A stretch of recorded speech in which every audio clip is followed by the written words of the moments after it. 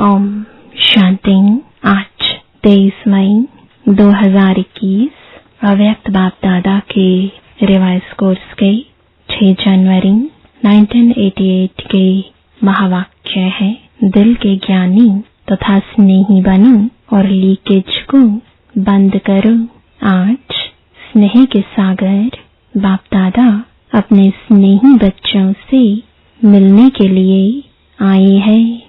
यह रूहानी स्नेह, परमात्मा स्नेह, निस्वार्थ सच्चा स्नेह है। सच्चे दिल का स्नेह आप सर्व आत्माओं को सारा कल्प स्नेही बना देता है, क्योंकि परमात्मा स्नेह, आत्मिक स्नेह, अविनाशी स्नेह, यह रूहानी स्नेह ब्राह्मण जीवन का फाउंडेशन है। रूहानी स्नेह का अनुभव नहीं तो ब्राह्मण जीवन का सच्चा आनंद नहीं। परमात्मा स्नेह कैसी भी पतित आत्मा को परिवर्तन करने का चुंबक है, परिवर्तन होने का सहज साधन है। स्नेह अधिकारी बनाने का, रूहानी नशे का अनुभव कराने का आधार है। स्नेह है तो रमणीक ब्राह्मण जीवन है, स्नेह नहीं तो ब्राह्मण जीवन रूखी यानी नीरस है, मेहनत वाली है। परमात्मा स्नेह दिल का स्नेह है। लौकिक स्नेह दिल का टुकड़ा टुकड़ा कर देता है, क्योंकि बट जाता है, अनेकों से स्नेह निभाना पड़ता है। अलौकिक स्नेह दिल के अनेक टुकड़ों को जोड़ने वाला है। एक बाप से स्नेह किया तो सर्व के सहयोगी स्वतः बन जाते, क्योंकि बाप बीज है तो बीज को पानी देने से हर पत्ते को पानी स्वतः मिल जाता है। पत्ते पत्ते को पानी देने की आवश्यकता नहीं होती। ऐसे रूहानी बाप से स्नेह जोड़ना अर्थात सर्व के स्नेही बनना, इसलिए दिल के टुकड़े टुकड़े नहीं होते हैं। स्नेह हर कार्य को सहज बना देता है, अर्थात मेहनत से छुड़ा देता है। जहाँ स्नेह होता है वहाँ याद स्वतः सहज आती ही है। स्नेही को भुलाना मुश्किल होता है, याद करना मुश्किल नहीं होता। चाहे ज्ञान अर्थात समझ कितनी भी बुद्धि में हो, लेकिन यथार्थ ज्ञान अर्थात स्नेह संपन्न ज्ञान हो। अगर ज्ञान है और स्नेह नहीं है तो वह रूखा ज्ञान है। स्नेह सर्व संबंधों का दिल से अनुभव कराता है। सिर्फ ज्ञानी जो है वह दिमाग से याद करते हैं और स्नेही दिल से याद करते हैं।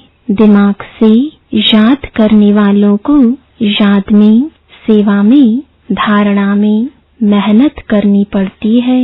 वह मेहनत का फल खाते हैं और वह मोहब्बत का फल खाते हैं। जहाँ स्नेह नहीं, दिमागी ज्ञान है, तो ज्ञान की बातों में भी क्यों, क्या, कैसे दिमाग लड़ता रहेगा और लड़ाई लगती रहेगी अपने आप से। व्यर्थ संकल्प ज्यादा चलेंगे। जहाँ क्यों क्यों होगी वहाँ क्यों की क्यों होगी, और जहाँ स्नेह है वहाँ युद्ध नहीं लेकिन लवलीन है, समाया हुआ है।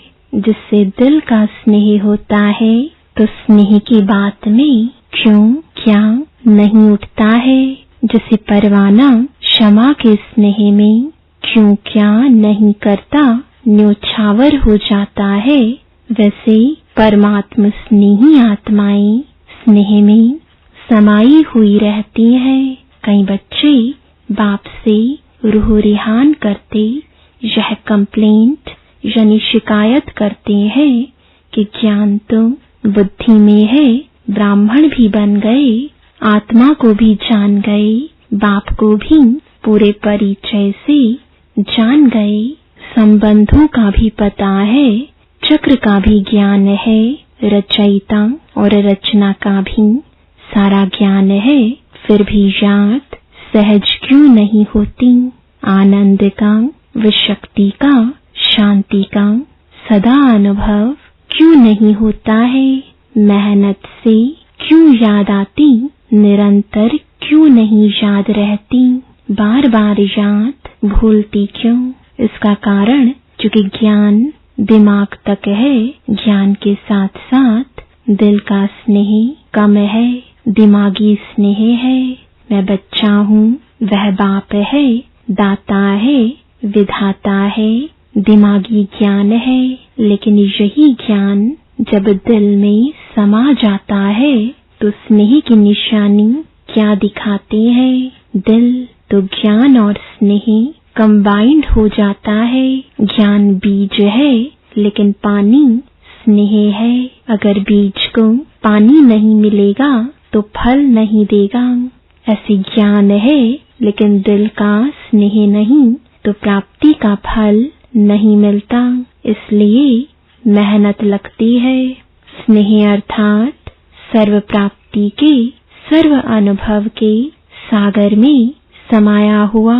जिसे लौकिक दुनिया में भी देखो, स्नेह की छोटी सी गिफ्ट यानी सौगात कितनी प्राप्ति का अनुभव कराती है। और वैसे स्वार्थ के संबंध से लेन देन करो तो करोड़ भी दे दो, लेकिन करोड़ मिलते भी फिर भी संतुष्टता नहीं होगी। कोई न कोई कमी फिर भी निकालते रहेंगे।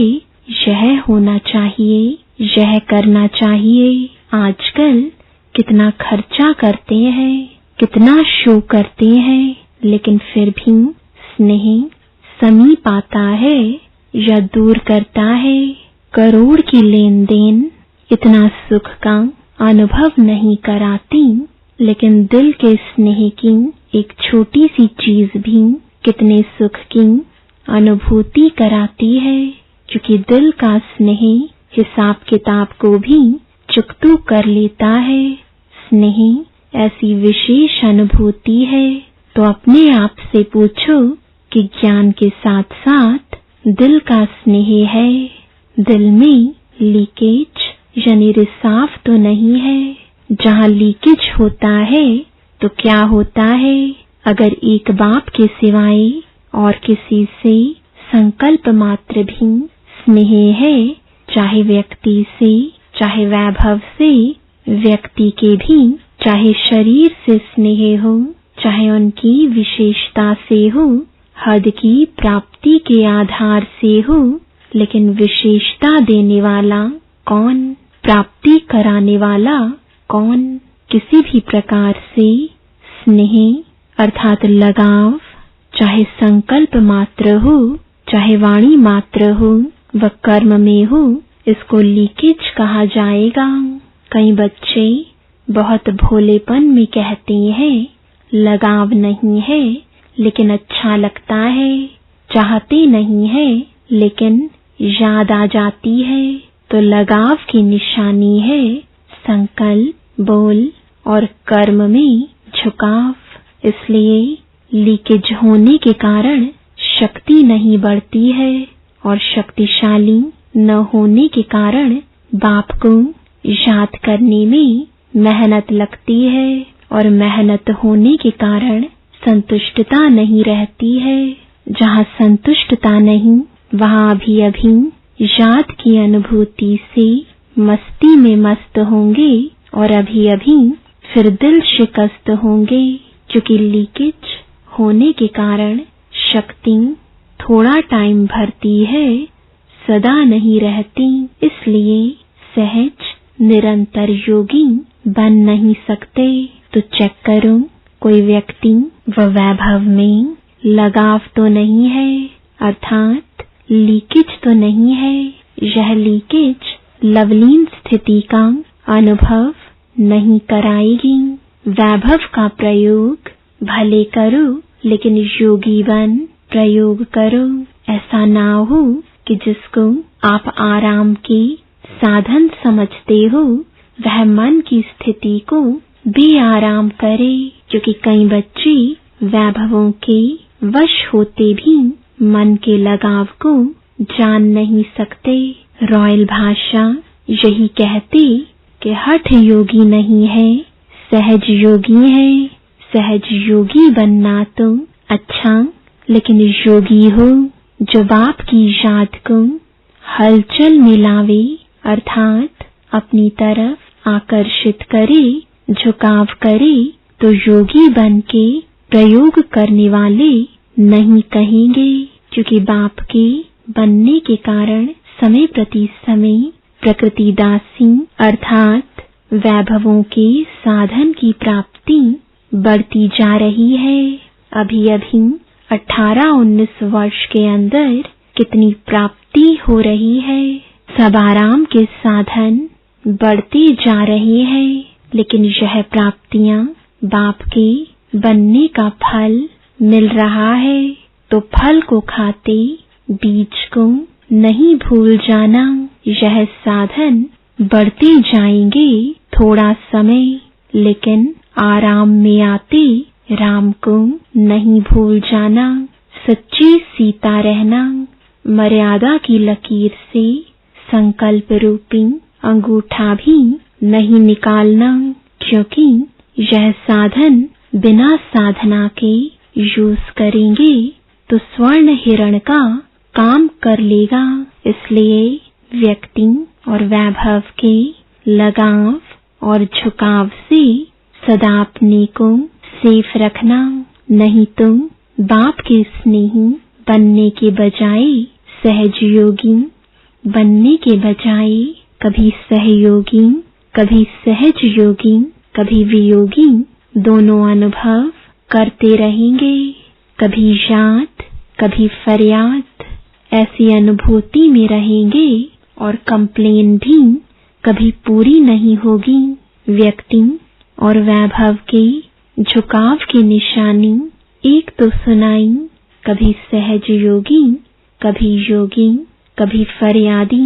दूसरी बात, ऐसी आत्मा को प्राप्त सब होगा, चाहे साधन, चाहे सहयोग, चाहे स्नेह, लेकिन लीकेज वाली आत्मा प्राप्ति होते भी कभी संतुष्ट नहीं होगी। उनके मुख से सदैव किसी न किसी प्रकार की असंतुष्टता के बोल न चाहते भी निकलते रहेंगे।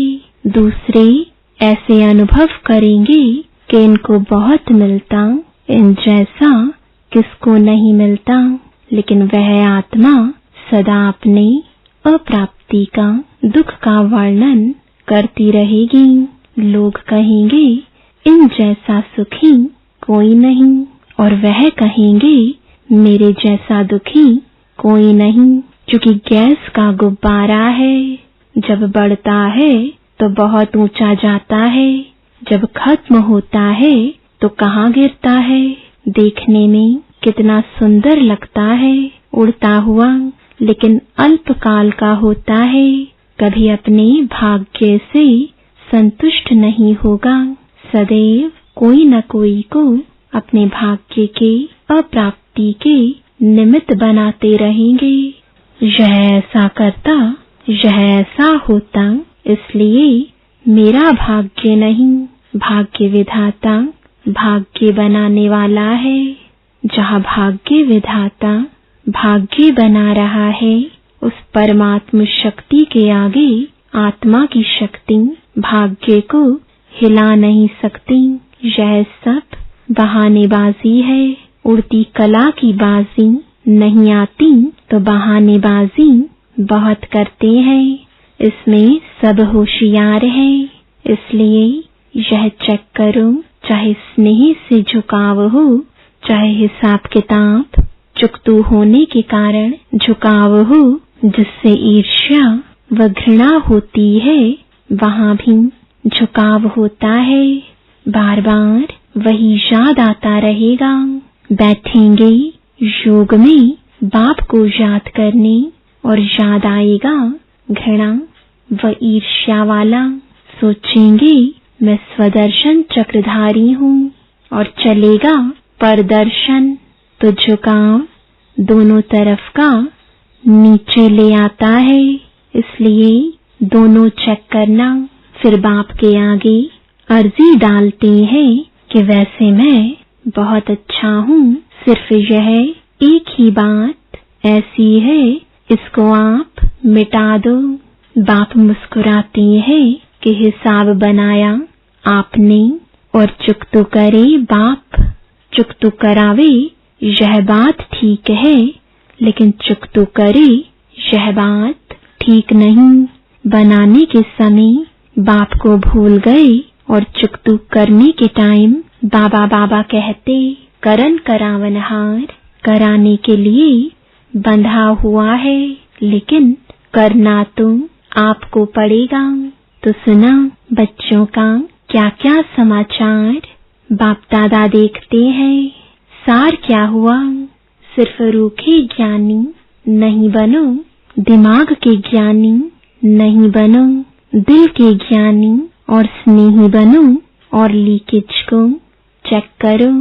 समझा 18 जनवरी आ रही है ना, इसलिए पहले से स्मृति दिला रहे हैं, जो 18 जनवरी के दिन सदा का समर्थ दिवस मना सको। समझा, सिर्फ जीवन कहानी सुना के नहीं मनाना, लेकिन समान जीवन बनने का मनाना। अच्छा, सदा व्यक्ति और वैभव के झुकाव से न्यारे बाप के स्नेह में समाये हुए, सदा यथार्थ ज्ञान और दिल के स्नेह दोनों में कंबाइंड स्थिति का अनुभव करने वाले, सदा योगी बन साधना की स्थिति से साधनों को कार्य में लाने वाले, सदा स्नेही दिल में समाये हुए बच्चों को दिलाराम बाप की याद प्यार और नमस्ते। पार्टियों से अव्यक्त बाप दादा की मुलाकात। अपने को डबल हीरो समझते हो, हीरे तुल्य जीवन बन गई तो हीरे समान बन गए, और सृष्टि ड्रामा के अंदर आदि से अंत तक हीरो पार्ट बजाने वाले हो तो डबल हीरो हो गए ना।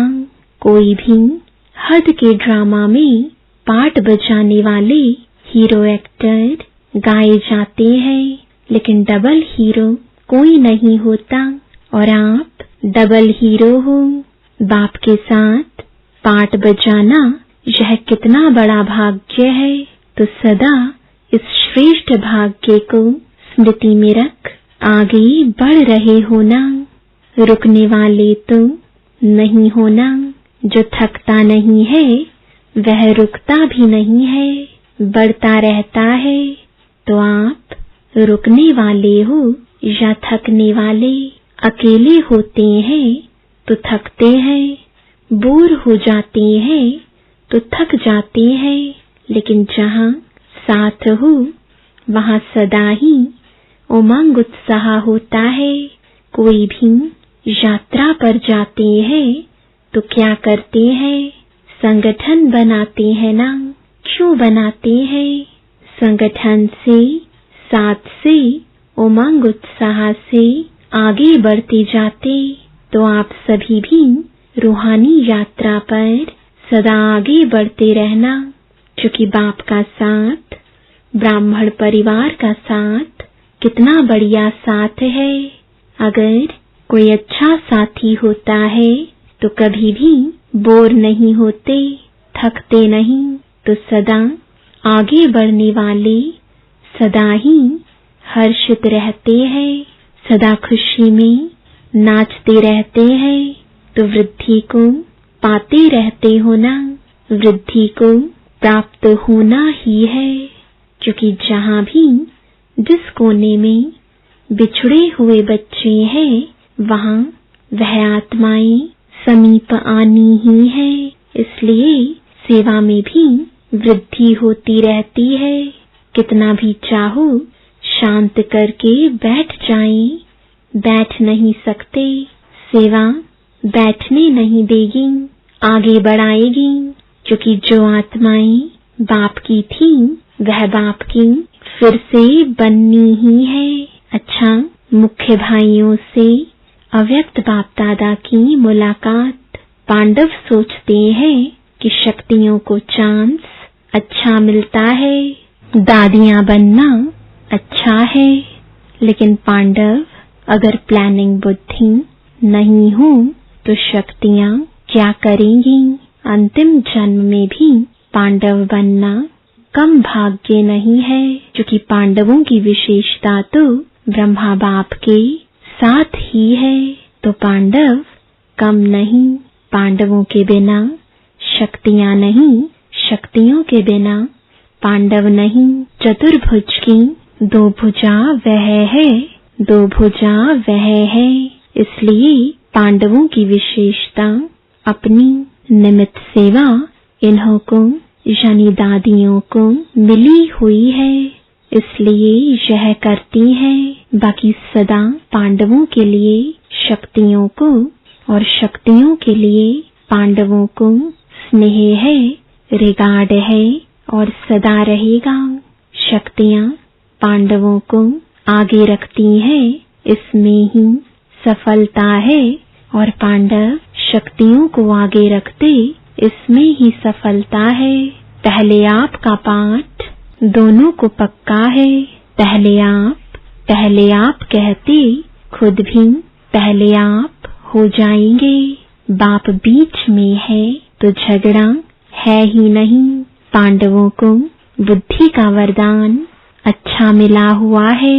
जिस कार्य के निमित्त बने हुए हैं उनको वही विशेषता मिली हुई है, और हर एक की विशेषता एक दो से आगे है। इसलिए आप निमित्त आत्माएं हो। अच्छा वरदान है, संकल्प, वृत्ति और स्मृति से व्यर्थ को समाप्त करने वाले सच्चे ब्राह्मण संपूर्ण पवित्र भव। अपने संकल्प, वृत्ति और स्मृति को चेक करो। ऐसे नहीं कुछ गलत हो गया, पश्चाताप कर लिया, माफी मांग ली, छुट्टी हो गई। कितना भी कोई माफी ले, लेकिन जो पाप व व्यर्थ कर्म हुआ उसका निशान नहीं मिटता। रजिस्टर साफ स्वच्छ नहीं होता। सिर्फ इस रीति रस्म को नहीं अपनाओ, लेकिन स्मृति रहे कि मैं संपूर्ण पवित्र ब्राह्मण हूँ। अपवित्रता संकल्प, वृत्ति व स्मृति को भी टच नहीं कर सकती। इसके लिए कदम कदम पर सावधान